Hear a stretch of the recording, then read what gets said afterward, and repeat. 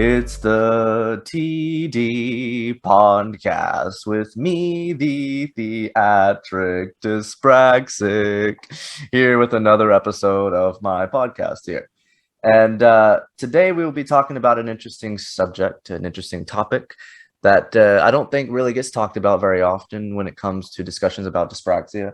And that is things like executive function and dyspraxia in the workplace, as in different kinds of jobs that dyspraxics might have, and also difficulty in obtaining employment. Of course, with my guest today, we're in two different countries, so our experience may be a little bit different, but we'll probably share a lot of similarities as well.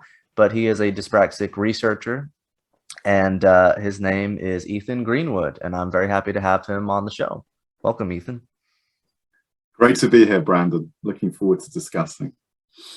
So tell me a little bit about your background and sort of why you wanted to come on today. Yeah, sure. So look, I guess you could say I was fortunate in the sense that I was diagnosed with dyspraxia since I was 6 years old. So I've always known I've had it, but I never really appreciated how much it affected me until I finished my higher education, finished university, because I was fortunate enough to have provisions at university, I had extra time in exams. And one of the real challenges I faced, which I hadn't anticipated, is how much dyspraxia would affect me in the workplace. So I came out of college with a pretty good degree. I was very self-confident. I thought I could do any job. And of course, that wasn't the case. And I had a very, very tough experience, which I'm happy to talk about. And I really wanted to have the opportunity to share that experience with people with dyspraxia, to maybe share some of my learnings about what I've been through, the really tough times, and also the better times. So really looking forward to talking about that. Oh, absolutely. Me too. And I'm, I always like having dyspraxics of all kinds on here and hearing their experiences, seeing how they differ, and especially seeing, how they relate, because everybody's experience with dyspraxia is different, but there's always those common themes that kind of come up in everybody's lives and these experiences. So I'm very interested in hearing your story. And, normally I don't, I just kind of wing these things. So my first question, I guess, is, tell me a little bit more about your background. And one of the things that interests me, of course, with people with dyspraxia is sort of how it affects you sort of in school, because school is sort of like the precursor to the workplace.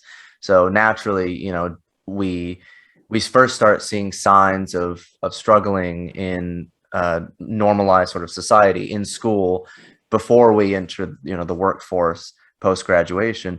So tell me a little bit about like your early days and maybe some of the ways that dyspraxia affected you. I mean, you said that you were diagnosed kind of early on. Was that did that help a lot, or did it sort of make no difference, or can you tell?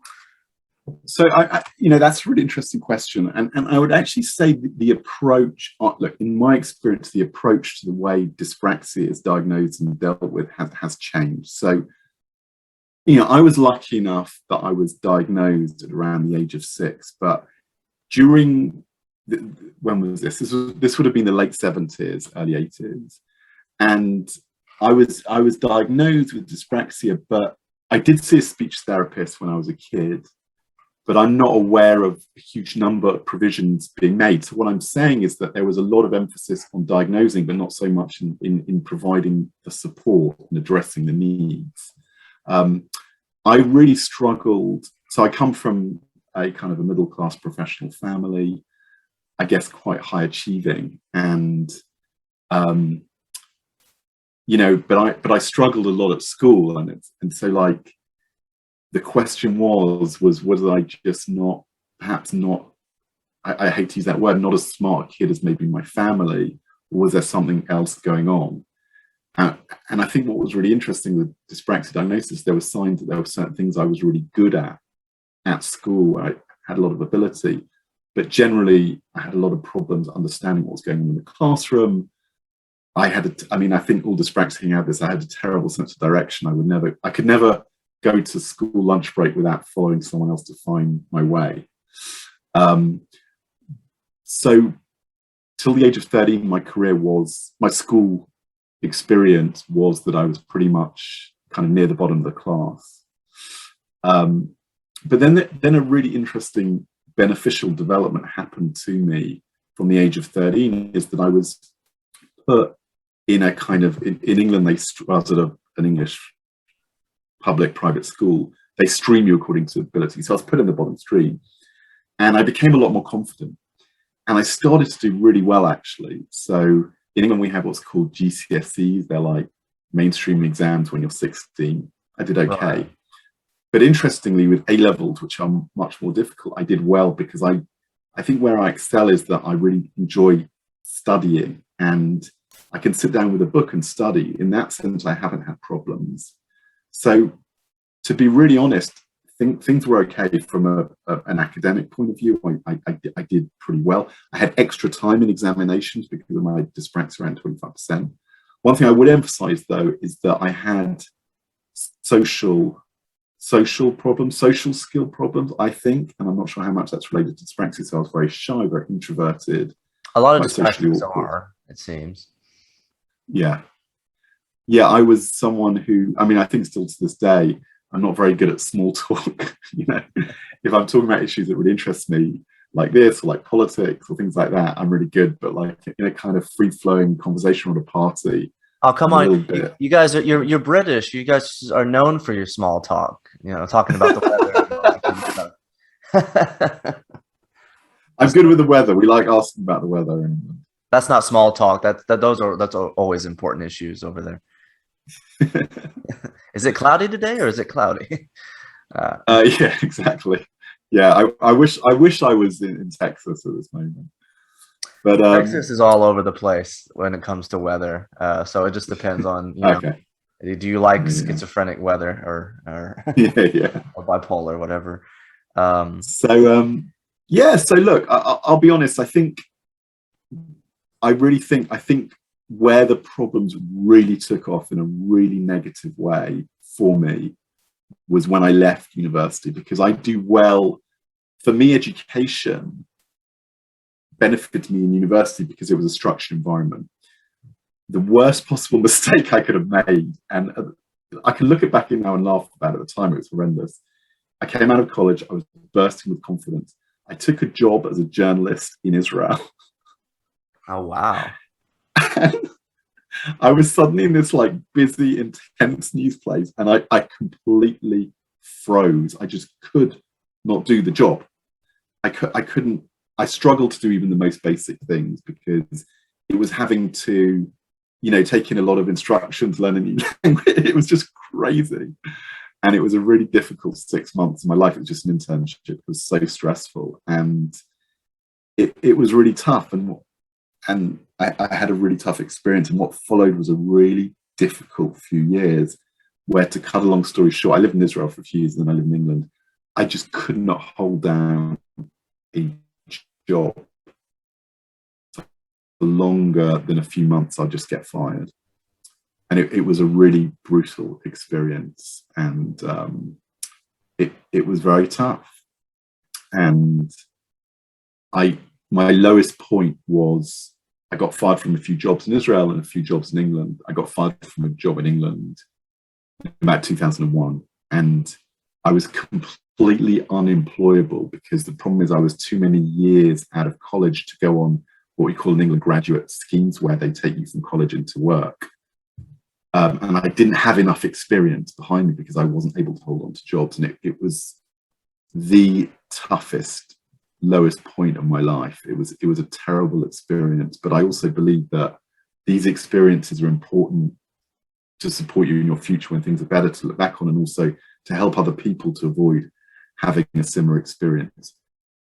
And it's something I've learned from. I think that for me, the problem is I was in workplaces that were high stress commercial environments.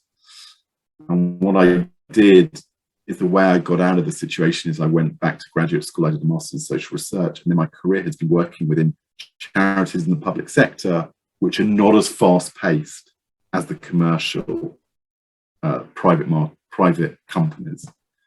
So that's enabled my career to develop, and now it's, thank God, going well. But it was a really tough experience.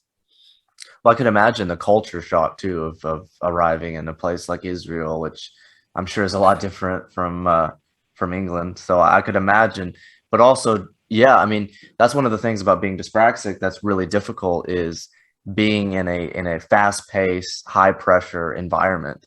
I don't think many of us really do well with that. You know, maybe in certain situations, like for me, for instance, like I've always been, you know, I've done theater for many years, and that can be fast paced and high pressure, but I could still do it and it's still enjoyable. But like for instance, I've been a server, like a waiter in restaurants, and that to me, you know, whenever it's slow, it's fine. But like once you get those rushes, my brain shuts down, and I'm sure you know have similar experiences where it's like when everything just kind of happens all at once, you can't process it, and then you just like your brain just goes into this mode where it just cannot do the basic of functioning. You can't talk, you can't express yourself, and you can't even like take in information, or you get everything mixed up. So I totally understand what you mean. So I guess let's go into a little bit about like your first job and some of the struggles that you had, sort of what sort of led you to being terminated, and yeah, just some of the difficulties that you faced in that kind of environment. Yeah, I mean, look. So I got fired. I'll be brutally honest. I've been fired 4 times in my career. I don't think the ones in Israel are such a great example, because you could argue that that's partly to do with the language. It was when I came back to England and got fired again from a few more jobs than I realized. Then I realized this, you know, this definitely to my dyspraxia. So the jobs in England, the first job I worked in advertising, which is a pretty high stress environment. I was a media planner, and I had worked. What basically happened is I got a job through a contact, but I was on a temporary contract at a firm which I quite enjoyed, but they wouldn't give me a permanent position. So I left it and got a job at another agency. And this is another problem you've got to be really careful about. I had someone help me with interview technique, so I kind of oversold myself, oversold my abilities in the interview. And what I didn't appreciate this is that it was an extremely high pressure job. We were working on very large contracts, working with many countries, about 80 countries, working 12-hour days, and I couldn't cope with that. I think where the dyspraxia and the executive dysfunction hit me was that I kind of shut down in terms of my ability to plan. That when sometimes I get panicked, I'm not able to sit back and plan my work. I also lose attention to detail, which is very, very important. Mm-hmm. So they said to me, look, you know, we can't do this with you. And then I got fired, and I had a really tough few years of basically working in the freezing cold as a market research interviewing people going off buses, and then I did my master's. And then I did another job, my master's, which I also got fired from, which is I worked for a market research company. And also that, unfortunately, was also fast paced. And the problem was there is that I had this boss who was really, really difficult. And he would say to me, he would ask me this question that always created a massive dilemma for me. Is he said, I'm giving this questionnaire, we need to send it out. How long is it going to take you to put together? And if I told him the amount of time I needed because I'm dyspraxic, he would then have a go at me and say that's too long. But if I gave him less time, he would get mad at me because it took longer. So it was like a no-win situation. And I got into terrible problems there. I would send out things to clients where I would like switch spreadsheets around, because I think when you're stressed, the symptoms of the dyspraxia are worse. I mean, I'm also slightly dyslexic, so I would flip numbers around, and I just didn't, you know, have the time to check things, so mistakes would happen, and I got fired from that. So yeah, those are tough experiences. Yeah. Wow. I mean, I relate to all of that. That's the hard part about hearing stories like that is just that I relate to it. I haven't been fired from too many jobs. I've been kind of lucky with that, but at the same time, it's sort of like one of those situations where it's like the kind of jobs that I've had, of course, you know, I'm sure I would have had the same experiences if I worked in like advertising or those kind of jobs that you've had. Um, you know, I've mainly worked in stuff like retail and fast food and those types of environments where they can't really fire you for struggling. You know, they kind of have to have a better reason for that. But yeah, but I totally understand the feeling of having a task where, you know, you don't really know if you should be honest or not, because again, like you say, it's like if you give them less time, then they'll get mad at you because it took longer. And then if, you know, if you say that you need more time, they'll say that that's too long. And it's such a difficult experience.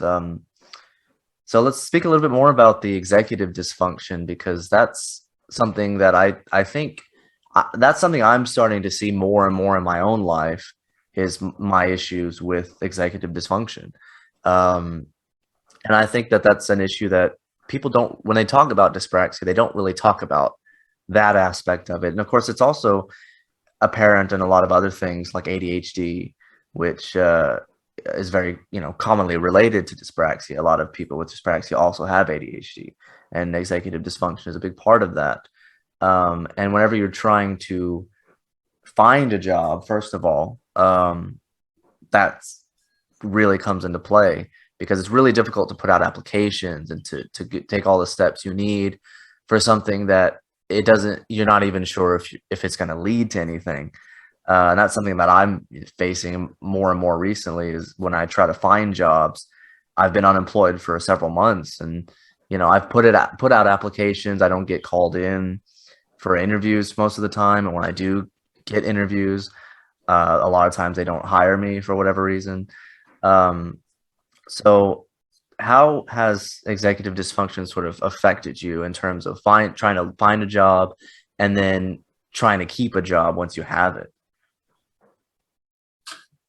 Yeah, it's a good question. I think that whole thing about executive dysfunction, it's interesting. I'm not sure if this falls under the category. I mean, I'm happy to talk about the problems I've had. I mean, I too went through, you know, very tough periods, many years of not being able to find jobs, and kind of doing my master's saved me, because it set me on to a particular path. And I guess I was lucky that there was a big growth in the early 2000s within the UK of public sector jobs.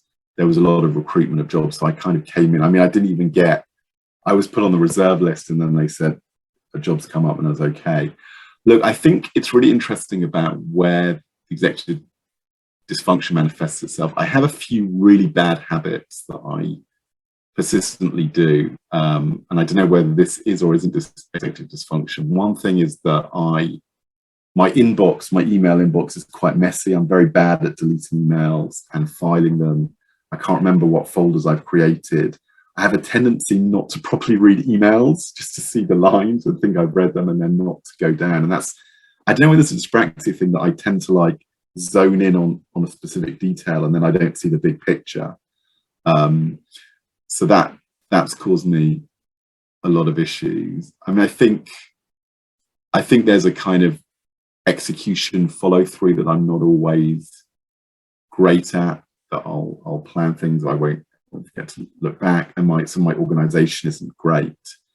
So I think that's why I've had problems. But I do want to emphasize that this is a good news story in this, you know, which I like to communicate to other dyspraxic, is that over my career, my current organization is really passionate about diversity and disability in the workplace, and they paid for me to have a professional diagnosis, but also to have training for people with dyspraxia. So I did a course where I went in, and they showed me organizational techniques, and I did some like slide seminars. I have 2 screens, so facilities have been put in place. I mean, yeah, I think the advice I'd always say to dyspraxic people is, can you try and find the right kind of workplace that doesn't overstress you? I mean, a lot of dyspraxic people have a lot of abilities, and what they need to find is the place that brings out the best in them. And I think in a very aggressive, tough private workplace, that's very hard. But in very large companies, I would argue companies that put a lot of their professional reputation on diversity and inclusion, I think those places are better equipped for accommodating, making genuine accommodations for people with dyspraxia.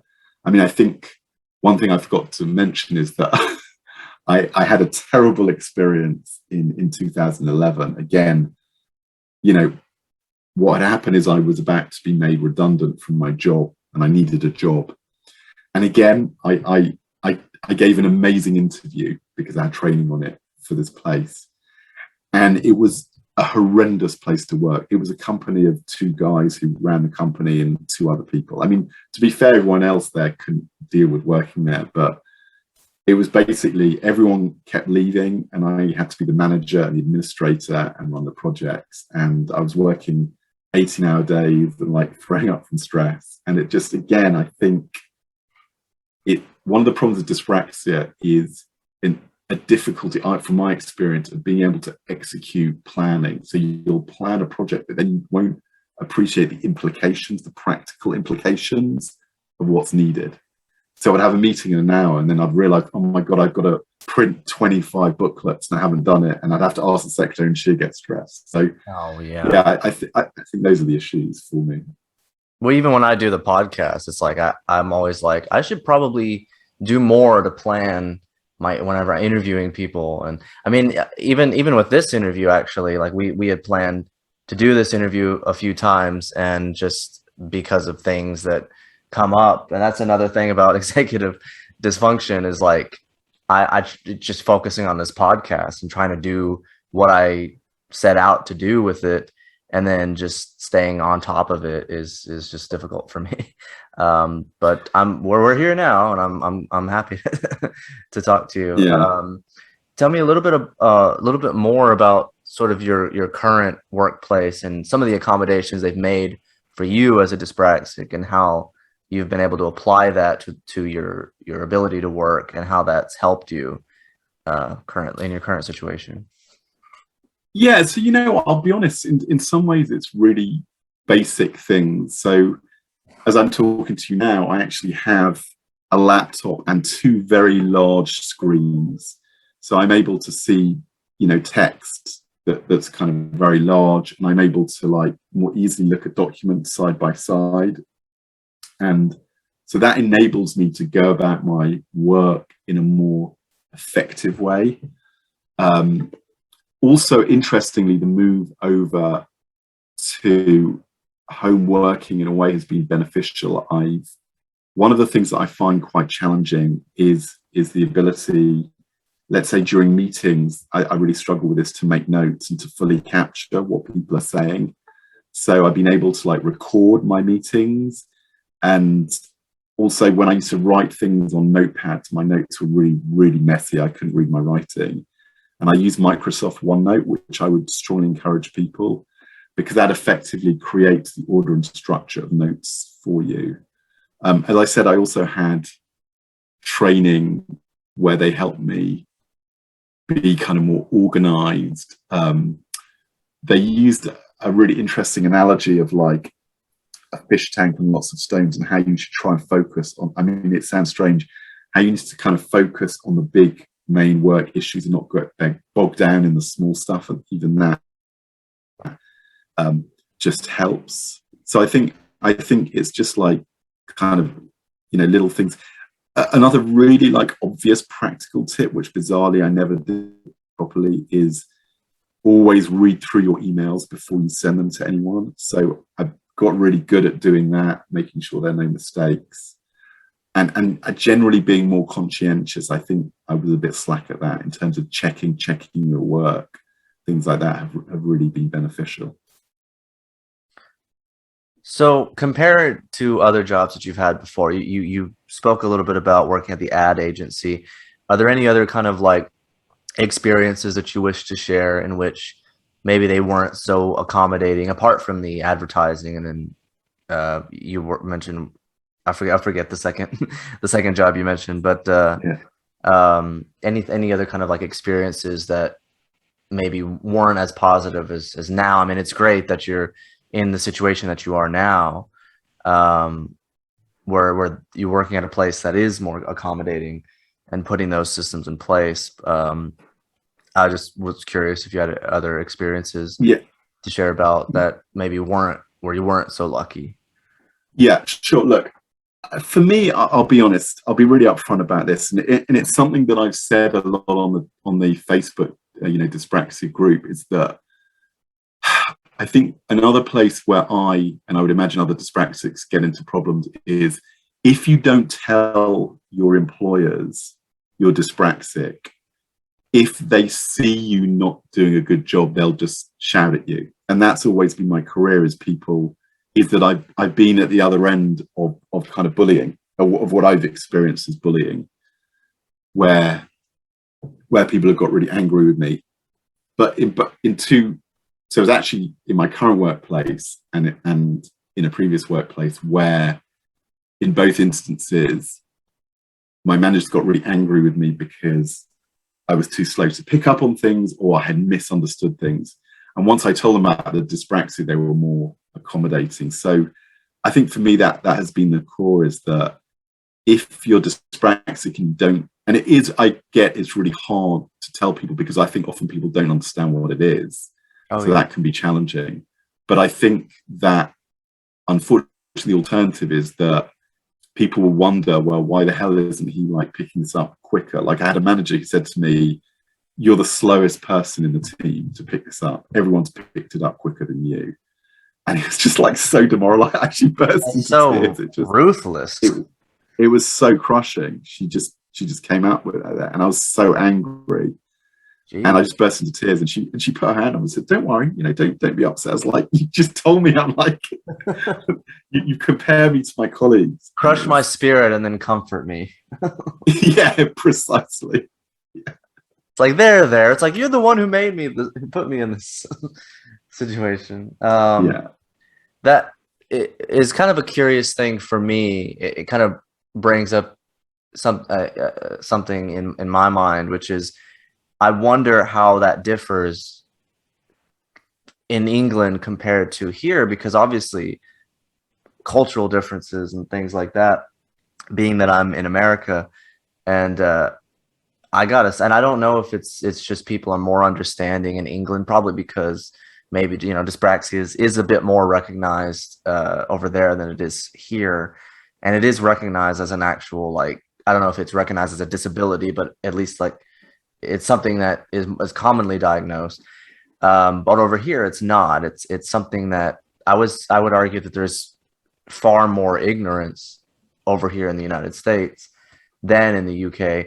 And I can speak a little bit about my experiences being in the workplace and trying to tell people about my dyspraxia. People were not at all understanding, even after telling them, and they would still be just as baffled at, even though I would tell them.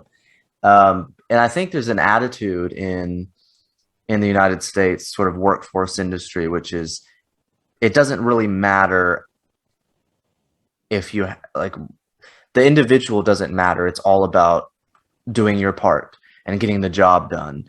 And if you're not doing it at the capacity that they want, then they just hate you. They just want you out. But they can't fire you, so they try to drive you away. I've experienced tons of workplace bullying, even though I would try to explain to people, look, I can't help the struggles that I'm having. Like I even got fired from a job. I'll tell you, the first job I ever had was working at a movie theater, and I ended up losing. They find reasons to kind of push you out and find other reasons to fire you. And I'll tell you what happened with me in my first job that I got fired from. There was I was an usher at a movie theater, and I was also working what they call door, which is like the ticket takers, all that.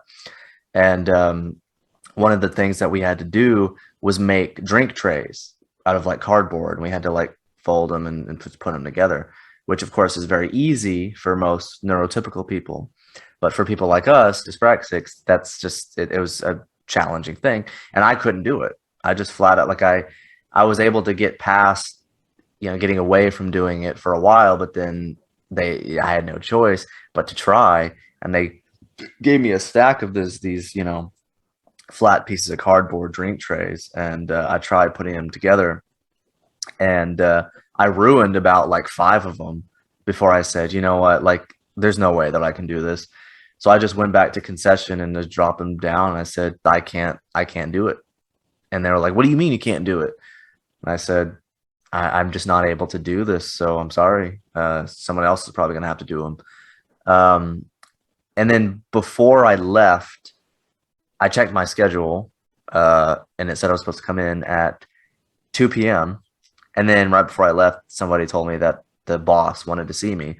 So I went to see the boss, and he asked me why I couldn't, do the drink trays. And I told him, I tried to explain it to him, and he wouldn't let me leave until I did one successfully. So I was there for like half an hour. My mother was waiting for me in the car. She didn't know why it was taking so long.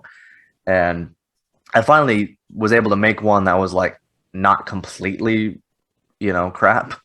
But it was still shoddy. And he let me go.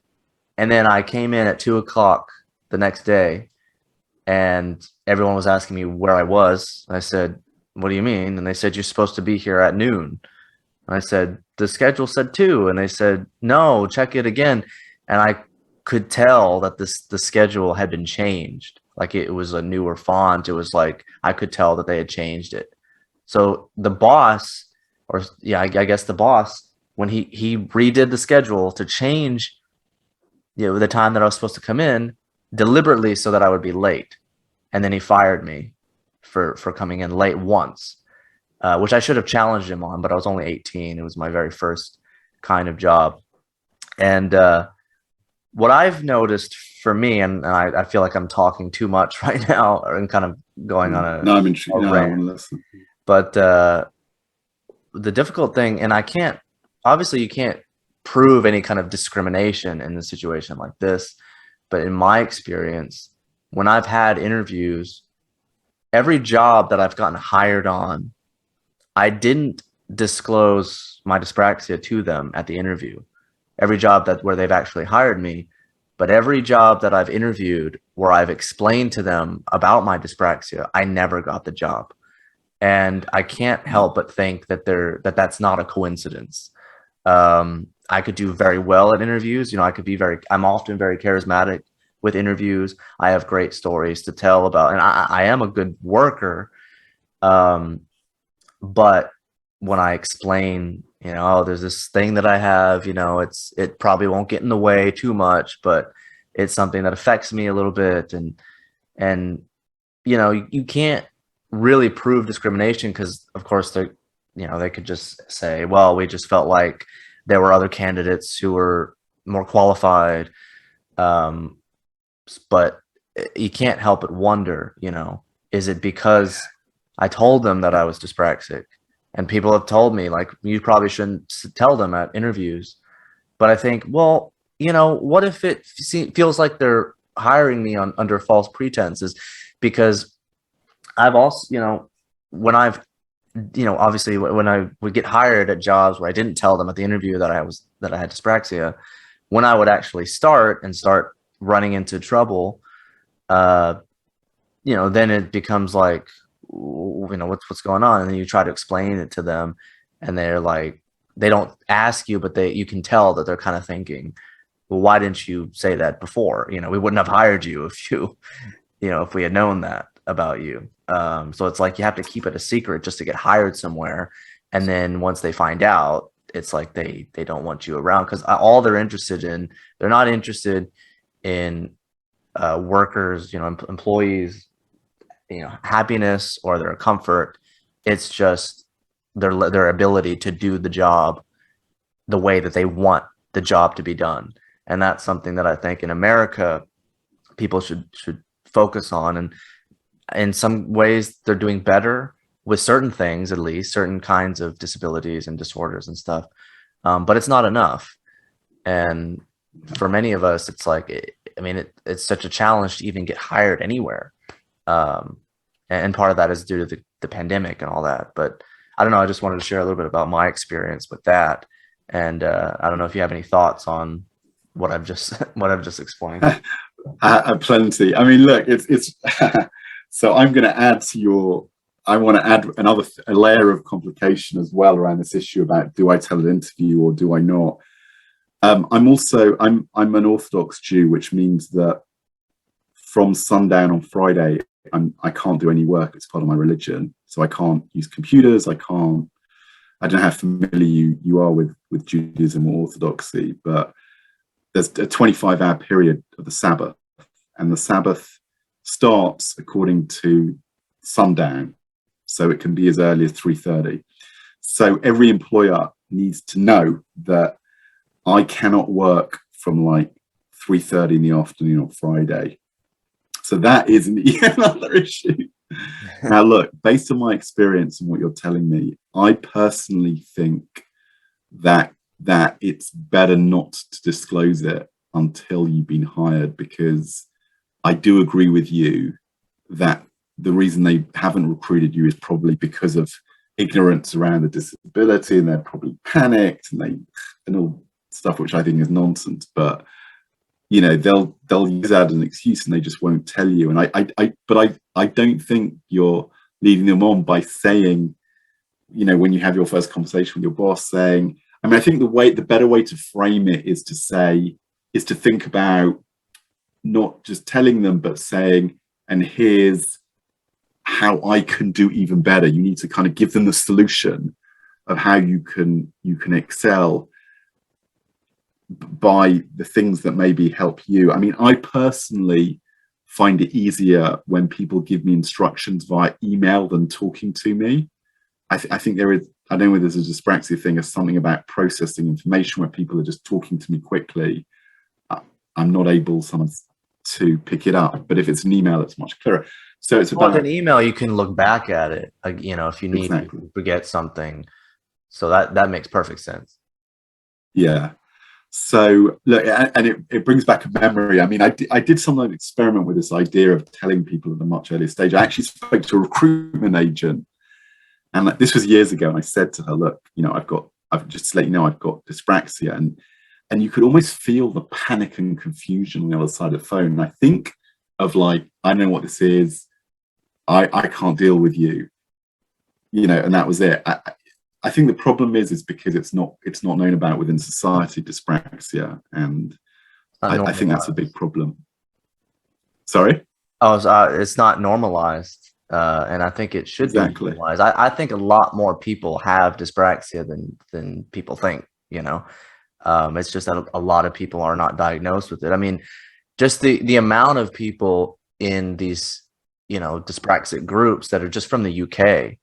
And, you know, the UK, not to brag, but, you know, Texas is like 3 times the size of the entire UK. So the amount of dyspraxics in Texas, I'm sure, because it can't be that all the dyspraxics are just in the UK, you know, it's just that there's more awareness over there. And of course, it's not enough. They could do better. And, you know, thankfully, there's people working on that. But just the amount of people in Texas that must have it as well. But like me, like I didn't know I had it till I was 17, and that's even lucky. I mean, I'm sure many people have gone their whole lives never knowing, you know, what it is. Yeah. So, you know, what I found really an amazing, like, wonderful thing is this dyspraxia group. It's helped me hugely psychologically, being able to share other experiences, because it was my own personal private problem that I, you know, so I'm 48, so in the era pre-internet, I couldn't talk to other people about my dyspraxia.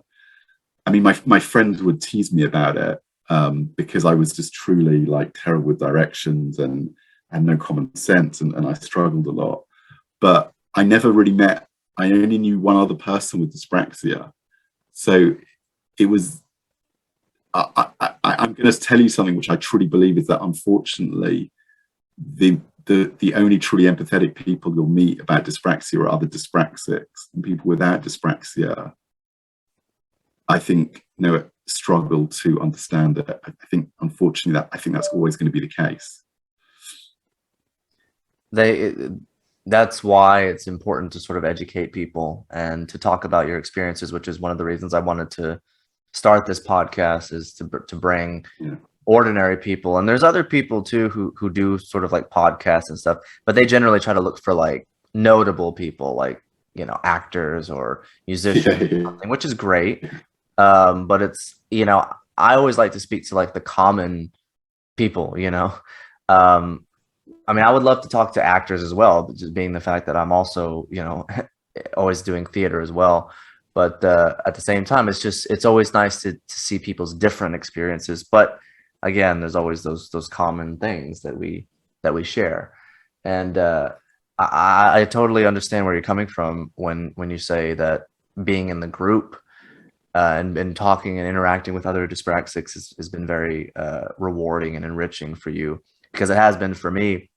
I mean, just last year during the pandemic, I used to do these Zoom meetings with fellow dyspraxics from the group, and we had quite the camaraderie, and everybody had different distinct personalities, but we all understood each other, we all empathized with each other.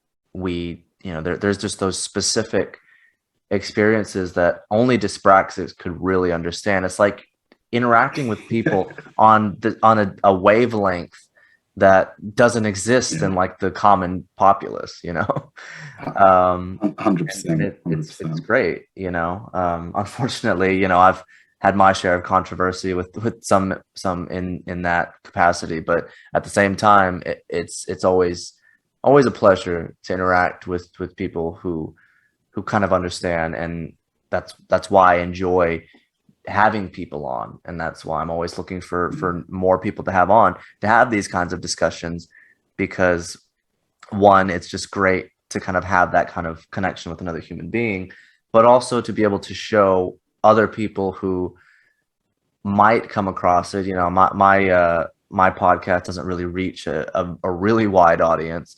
I would like more people to watch these sort of interviews and stuff. And hopefully they'll see a little bit of themselves in me and the guests that I speak to. I don't know where I was going with that. No, but I think this has been one of the, I mean, I know the internet is a mixed bag, right? It's got terrible things about it as well, but I think one of the great blessings is it's brought together people who've had these experiences, who lived kind of lonely, or I certainly lived a lonely life, in that I never met anyone really who empathized or understood what I was going through. I mean, professionals did, but certainly not in the workplace. And it's really changed that. And what's been helpful is being able to talk honestly with people about how tough it's been. I mean, another issue, a big issue that we haven't explored, is mental health. I've had a lot of depression and anxiety, no doubt related to the dyspraxia. And it was great to know that everyone else in the community has had problems with mental health, that I'm not the only one. Yeah. I mean, we've all had obviously all of our experiences are different, but I do think that with dyspraxia, it has a huge effect on mental health and does cause a great deal of anxiety, partly because of, again, growing up, being surrounded by people who don't get you, who don't understand you. I grew up in a big family, and I love my family, don't get me wrong, but they never really understood where I was coming from and my difficulties. That's why I'm writing a book about my experiences and how they're unique to me. And, hopefully other people can understand that. And that's a big part of the book. Kind of focuses a lot on the mental health aspect. I don't know if you're comfortable kind of going into a little bit more detail about your struggles with mental health and how dyspraxia have related. I know that for me, having that kind of isolation where people don't really understand you, and being bullied, and not just bullied, but having people just like, the difficult thing for me was not just the people who would tease you, that you always get that in school, but just the people who just genuinely looked at you with like either scorn or just befuddlement. They're just like, what is wrong with you? And just being honest, not just making fun, but just being real honest. I don't know if, what you would like to share about that, but I'm definitely curious in hearing your thoughts on that subject. Yeah, so it's really interesting. It's funny. I think this is the first time I really opened up about this, but I do feel very passionate about mental health issues and how important it is to be open and honest. So I really don't want to hide anything about this. But I was a pretty happy guy, I mean, I would get teased, but I wouldn't say I had mental health issues. But when I was 17, I started to learn to drive. And in England, we have a stick shift, which makes it more complicated. And my friends were learning to drive, and it was just that thing that you kind of needed to do because you were young and you kind of wanted to be attractive and you wanted girlfriends. And I couldn't pick it up, and it drove me crazy. I got into a very, very deep depression, and that's when my depression started, because I struggle with this a lot. I had this problem all my life, is like always compare myself to other people, which is a really bad thing to do. Oh yeah, I'm the same way. Terrible, but it's awful. And you'd see your friends moving ahead, and and it got me into this, and that's when my depression started. And I had depression from about 20 odd years, on and off, which it's hard to explain what the depression, anxiety. I mean, it's hard to explain whether it's biological. I mean, I think it's partly biological, but partly also, just I think I struggled not just in work, but also in negotiating my private life, in relationships, in finding out what I wanted. I found that difficult. It was a long process. Took a lot of therapy. I was diagnosed actually by a psychiatrist. Said that I had a depressive disorder, and he put me on medication. And it helped me. And now I'm married now with kids, and I've been in a pretty surprisingly good place, actually, for the first time in my life for the last 7 or 8 years. Bizarrely, with all the stresses of family and stuff, my mental health, luckily, has been good. I mean, maybe it's because I'm just too busy to kind of think about it. But well, your experiences have also made you stronger as well. Definitely. I mean, I did have a huge amount of therapy pretty intensively for about 8 years. So, I've been able to build on that in the long term. But I get very, another thing is that going out with friends was very stressful. We'd go to parties or clubs, and I found driving and finding directions and parking, it would whip me up into like a stress frenzy. And that was difficult for me. I don't, I've kind of enjoyed lockdown in the sense of not having to go out. I'm a fairly introverted guy. And there are now technologies that help you find your way, like Waze and Google Maps. So that for me has been a godsend, because I used to get into terror. I mean, remember I had a girlfriend when I was at college, and, this was pre-sat navs. This was like the mid-90s. And she had sent me directions, and I went down a major motorway in completely the wrong direction, and I got there about an hour late. And I remember it's sitting in the car and banging my fists against the car window, saying, "Oh my God, God help me!" It was just this awful experience, of being completely lost, and how will I get out of here? And for me, it's been a real godsend. I think the technology that literally will have someone telling me where to turn, because otherwise. I don't know how people got around before the invention of the GPS, or I guess over there the sat nav.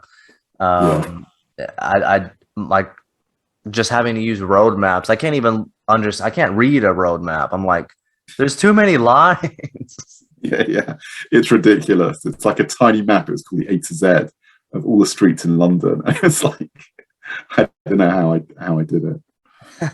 I know, it's like you're trying to look at it, and it's like you're gonna crash into something because you're trying to focus on where even am I on this map. GPS is my parents, they for years they refused the GPS. They would always use the map, and they'd always get lost, and it's just like we got GPS on our phone. Like, you know, we don't, we can do this road trip stress free. But yeah, no, I understand where you're coming from. And it's interesting because you have a bit more life experience than I do. You know, I'm 27. So like, I mean, even by my age, I'm sure you've accomplished more than I have. But it is interesting though that, you know, I don't know if you have like kind of words of wisdom, or I don't know about advice, but just the things that you want to share, being that you have been a bit more experienced and seasoned with age and wisdom, or anything. So I just want to make it really clear. When I was your age, I was unemployed, and that, you know, I was in really deep trouble at that point in my life, and I couldn't see a way out of it. So, you know, talking about wisdom, it was funny, you know, when I was really at the bottom of things, when I was really in deep trouble, and my parents were helping me and supporting me a lot. And my dad said to me, don't worry, you know, things will eventually pan out. And I think he had that maturity. I think sometimes when you're wrapped up in the immediate, you can't see 5-10 years down the line. And he was right. Things did pan out. It took me a couple of years. But thank God I'm now in a good place. So, you know, you could be in a really terrible situation. You could have lost your job. You know, it's not over. Life is long. We're going to be working long careers. I megally screwed up in my 20s. I was all over the place, and I managed to find a way eventually. I think the advice I would give to dyspraxic people, and this is a difficult one because I've had arguments with people on the dyspraxic group about this, is that you need to understand that there are limitations to what you can do, and it's not a wise idea to work in a very fast-paced environment where you're prone to slip up. And you know, look, everyone's got different experiences. Sorry, I think but I think bigger organizations, which place. Sorry, can you hear me now? Yes. The last thing that I heard was limitations. Yeah. I think you need to accept your limitations, but you're not. You know, it's not a wise idea to take on a fast-paced job that's going to just add extra stress and bring out the worst in your dyspraxia. And then it's better to target larger public sector or charity organizations which have diversity inclusion policies in place. So I just think that you need to understand that if you have dyspraxia, that it will affect you in your workplace. You need to think through, what are the kind of activities I'll be doing? I mean, look, I know that a lot of job adverts will say ability to work under pressure, under tight deadlines, but, you know, not all do.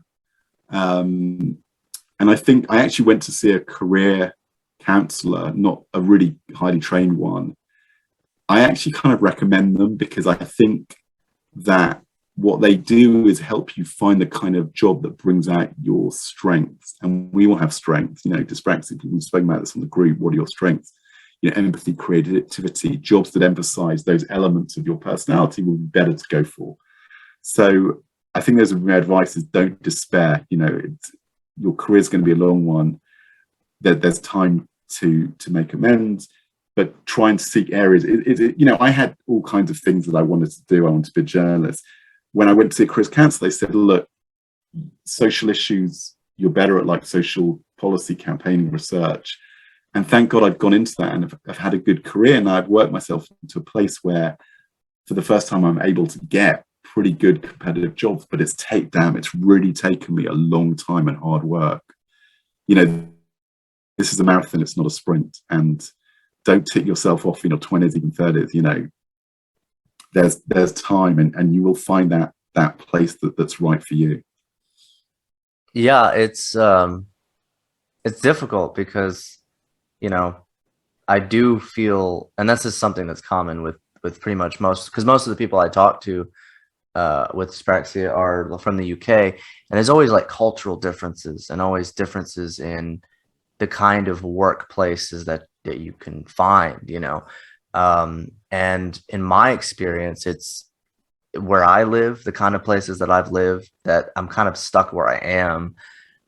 I've never, like, you can only take what you have available, you know, the resources that are around you. And unfortunately, like in my situation, obviously, I mean, there's not even that much available, and there's not really any jobs that I've ever found that I could really thrive in. You know, my in the skills that I have, unfortunately, it's really hard to make a career out of. I don't know if you have any thoughts on that, but of course, I'm just speaking of my experiences It, uh, just being an American, and I'm sure it's different in cities. I've lived in small towns, you know, so there's always going to be differences with that, but and with the lack of awareness in the United States as far as as far as dyspraxia is, people, I don't know, every there's such an emphasis on being normal and normal functioning in the United States that the way that we handle disabilities in the workplace is just awful. And I don't know how you can really fix it, because it's not really where my expertise are. But I don't know. That's always uh, something that I want to bring up. Is just it, I wish we could do better in this country when it comes I to. mean, this really like breaks my heart to hear this, that that the culture in America is so kind of unsympathetic. I mean, I kind of had experience of that in Israel. I just think that there's no way I could have brought it up there. I mean, I think some of these kind of Western, kind of a slightly more capitalist, aggressive societies, it can be very challenging. I think there is a cultural thing in the UK about disability and kind of recognizing it. I mean, it's look. I think you can advocate and write to your, I don't know, your senators or whatever. I don't know how it works in America. I mean, I think Me neither. it's really. I mean, I don't want to overemphasize things. I wouldn't say, even I don't think I've really thrived. I guess what I've been worked really hard to do is find myself a place where I can become a bit of an expert on an issue, where I've just been able to accumulate knowledge of things. So, because the thing about me is that if you didn't know about my dyspraxia just from hearing me talk, I'm able to kind of give a good show. You know what I mean? I think you're probably the same as well. So where I'm providing expertise, I tend to thrive more. It's just when I'm down to the kind of practical application of things, that's where it kind of pulls me down. It undoes me. I think if you can, for me, I think being able to focus on a specific area of expertise and build on that has been really beneficial. I mean, I would just think, even if there's something you're good at, I don't know whether it's podcasting or something like that, is there a way you can develop that more, become more of an expert, network, talk to people? I mean, it's tough. It's a long process. Look, it's taken me, as I mentioned to you, my 20s was a wipeout, forget it. Finally, by 30, I did my master 29. I'd say my career started at 30, but it then took me another 10 years to get into a job that I really liked. So this has been like a 20-year struggle. And, even now things are just starting to happen. While all my friends have moved up very quickly, it's taken me a lot longer. But as I say, it's you just got to keep going. And it's a shame what you're talking about, the America scene or where you are. I mean, I guess I'm lucky in London that there are more jobs around. There's more, yeah. But I'm sure I that's the way think it it's is a in general problem. cities in general, but Yeah. yeah, it does seem like the culture of England seems to be that people are more sympathetic to people's sort of strife, and I think there is more focus. I mean, I can't speak totally because I've never lived there in that culture, but yeah, there is a lot of like selfishness in the United States, which is like I want to make things easier for me, and I don't care about my next door neighbor, And that's just the way it is here. Well, we can see where that's caused a lot of problems in America, right? I mean, we can see all the problems going on in America with that, where you have more selfish cultures, you have more division, and it's foolish. It's a foolish way to live. It's not just immoral, but it eventually destroys society, right? Where people Yeah, it's are that completely, avarice and just this yeah. self-indulgence where I mean, and I'm not totally innocent of that either. I mean, I'm definitely very self-focused, but I think our culture kind of conditions us to be all about ourselves And I'm not, I don't want to say that everybody in the United States is selfish and doesn't care about other people, because obviously, in my life, I've met people who were examples of that's not true. But overall, especially the people who are kind of like the higher ups in any kind of workplace, the people who become the managers and the bosses and stuff like that, they kind of get where they are by being cutthroat and kind of, it's not about the individual, it's about like the company. And, and I mean, even just when I worked at a restaurant and I explained to my manager about my dyspraxia, he would still just like be like, all he cared about was, can you find ways to kind of get over that or to manage it better? It was never about what can I do to help you. It's always about what can you do to get yourself on the same level to where I need you to be. But again, I would what I would caution you about is that there are so you're focusing on these kind of commercial aggressive environments. I mean, I can give you also another extreme opposite example when you talk about bosses being out for themselves. Where I work at this large charity, I had a meeting with one of the really senior bosses of the organization. And what he does, he meets people, once a year, and they have these catch-ups. And I said to him, look, I want to tell you about something, because I know you guys are into diversity and inclusion. You're a medical research organization. You're into health issues. I've got dyspraxia, and I'm an ambitious guy, but it's really held me back, and I really struggle with it. And he said to me, you know what? The other day I had a conversation with someone really senior about how tough it is for people with learning difficulties and how much extra time they have to work. And feeling acknowledged like that was just, for me, exceptional. And I'm sure you're probably hearing this and thinking, wow, I'd love a boss like that. Yeah. Like he truly, just being acknowledged and saying, I understand, we know this is an issue, was helpful. Look, Brandon, I think for me, one of the big problems is, yes, you're right, in the UK, there is more awareness, but I think the problem is, and I think I struggle with this myself, is that I don't think we yet found ways to really help dyspraxic people in the workplace. There are things we can do, but I think that's part of the problem. Like, I call dyspraxia the invisible disability. I mean, if someone is blind or hard of hearing, there are things that can be done. I think with dyspraxia, it's always difficult, isn't it, to know what exactly can be done to help you perform better. I think that's still a bit of an unknown. There are things that have helped, but you know what I mean? I think it's always going to be a bit of a struggle. Oh yeah. I mean, there's only so much that you can do anyway. It's not like you can make, but I think it all just starts with just making a concentrated effort to try and understand and empathize, and at least ask, what can I do to sort of help you? What kind of accommodations? And I don't think over here there's really much interest in making accommodations. It's, because it's like, well, if you're going to have this job, you should be able to do it the same way as everybody else. It's sort of like, and it's sort of like this view of, we're going to give everybody the same chance.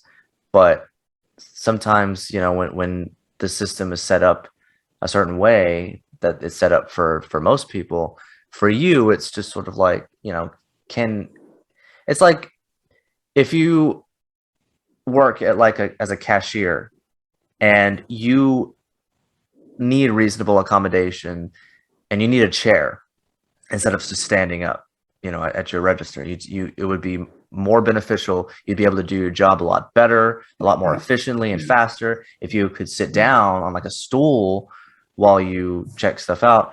But they won't do that. They don't make those kind of accommodations, even though they would be simple to make those kind of accommodations. And that's sort of just an example of just how little regard they have, But that's why I would always caution dyspraxic people when they're applying to workplaces. It's like, think about the business that you're applying to work for, because unfortunately, small businesses, it's all about bottom line. How can we make a profit? How can we squeeze our margins? And everything is about that. And so they would probably be the most negative towards that, even though it does make sense. They'd be the most negative towards accommodation for dyspraxic people.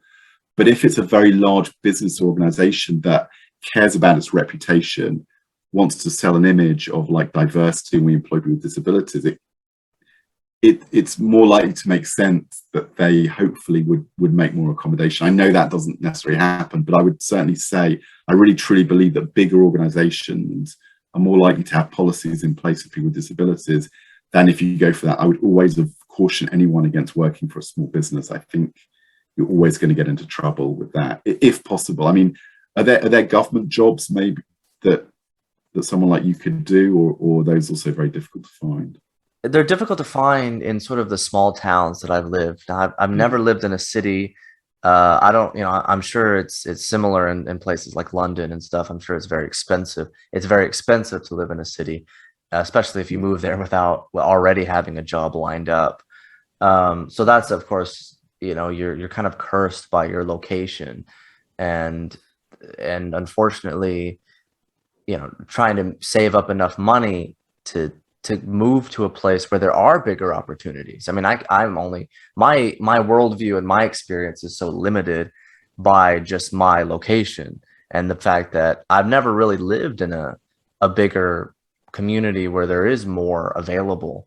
I don't even know sort of at this point, I mean, there's certain job, websites and stuff. That's really pretty much all I have to go on. And yeah, it's usually like smaller businesses. Walmart is usually the biggest corporate kind of position, but they've made that harder to get those kinds of jobs, and they've kind of done away with some of the accommodations that they've had. It's sort of it's sort of become sort of more like, yeah, the bottom line. And but I don't know, hopefully they do better in the future. I'll let you sort of respond to that, and then I want to ask you a little bit about sort of your current position and some of the things that you're doing. And yeah, well, I'll give you the floor. It was awkward. Yeah. I mean, look, I really, yeah. I mean, I empathize. It must be really difficult. I mean, I don't know. I mean, I don't know if there are opportunities where you can maybe work remotely, so you could look for jobs, you know what I mean, outside of where you are. I've tried that, but I haven't been able to find anything. Yeah, it's as I said, I've been through. I went for long periods. I mean, I think when I did further education, my master's, that helped me because I was able to get practical skills, but that in itself caused me a lot of stress. I did a course that involved like statistics, and I got very depressed. I found that it took me a very long time to pick it up. It was it's funny. Like, I just want to emphasize that these were really, really, really tough experiences, and I had to work my guts out on things to learn them, just really, really hard. And it makes me sad because I don't want other people to go through it, and that's what worries me. My son actually has quite severe dyspraxia. He's 6 years old, and I'm really kind of obsessive that he doesn't go through what I go through. And I feel that I'm going to have to protect him and guide him a lot. I don't want to sound like a kind of a micro parent, but I don't want him to go through what I did. But you understand, so like you kind of understand some of his experiences, and that's the positive thing, is that you actually understand him in a way that I don't know how your parents were, if they were very understanding with your dyspraxia, but you have you're in a good position in that sense where you no, definitely. I mean, I definitely think that is true. And I think my parents, I think people close to me and around me get really angry with me for not doing things, which I believe to be my dyspraxia. And I don't know if you've had this thing where people say, oh, you're just using that as an excuse. And you're like, no. Oh, yeah. Yeah, no, I'm big. So people growing up, people, my family would get angry with me because I would kind of put things like in the wrong place, and I've just got like zero common sense. And sometimes I just don't like. I'll give you an example. Is like a few years ago, I was writing a check for my mum or a friend, and I used a pencil to do it. I just didn't even like think, and we were cleaning out the kitchen. I put things in the wrong. I still struggle at home to find where I put things. It's like Oh, yeah. it's a perpetual problem. But look, going back to your original question about where am I now, I thank God I'm probably in the best place I've ever been in my life work-wise. I'm in a really good situation now about, possibly starting a new job, the kind of job I've sought after for years and was told to give up on, I've now eventually found. It's really interesting. I saw a work psychologist who said, "You're never going to get this job, just give up." And I kept persisting and failing and failing.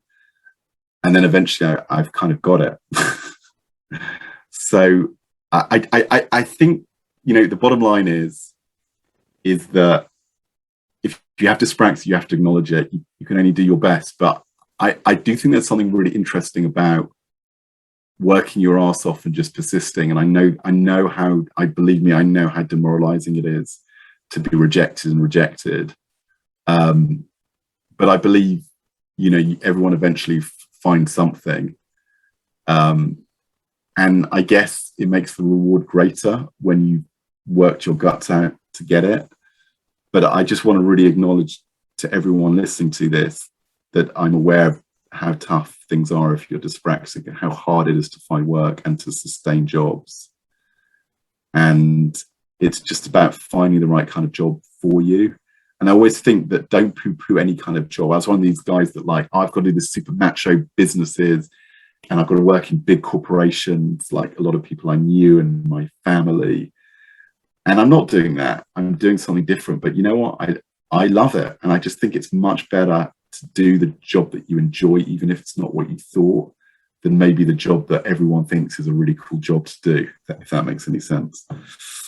Well, it's great that you're doing something that you enjoy and that sustains you and your family. And I mean, I'm very happy for you. I'm happy that you've been able to find something that you can be so comfortable in, regardless of the nature of the. I mean, as long as you're enjoying it and it's something that you are happy to be doing and it provides you what you need.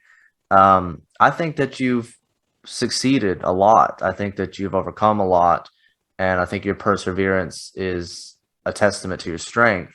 And I think that's a very noble thing. And I'm hoping that people who might be listening to this, all two of you, I'm hoping that you sort of take Ethan as an example of how, as a dyspraxic, you can overcome a lot of things. And of course, in my situation, it's still really hard for me to feel like I'm ever going to get out of this, or I'm ever going to find, because it's a difficult situation. But it's comforting for me to know that because I do get caught up in the whole, oh, I haven't even started any kind of career and I'm almost 30, but I need, it puts things in perspective that there's still time. And I may not be at the same level as I wanted to be, and that depresses me, but there could still be hope. And I think that's, and I would also say to people, it is better, just take any job. Like I spent, what, I'll tell you, when I lost that job in advertising, I was the lowest I've ever been in my life. It was a really, really terrible situation. The only job I could find was as a market research interviewer. I had to get up every morning at 6 a.m, wear a bright yellow jacket. I'd see all my friends with all their cool, great jobs going past me, and I'd interview people getting off buses. But you know what? It was low paid, but you know what? It got me out of the house. It was really good for my mental health, and it helped me. It motivated me, and I just think, just take any job, even if it's not the job you want, and you can still look for other stuff, even if it's part-time. It kind of it's good for you. And even when I was doing this horrendous job, I was in a better place because I was busy.